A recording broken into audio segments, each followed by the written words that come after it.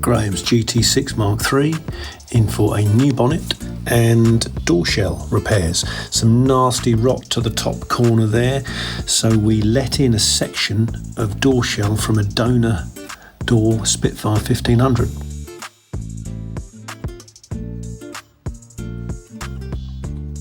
Carrying on now with the door shell and skin replacement.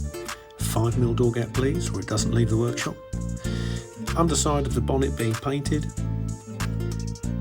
and then the bonnet replaced onto the car, back into the body shop for primer and top coat.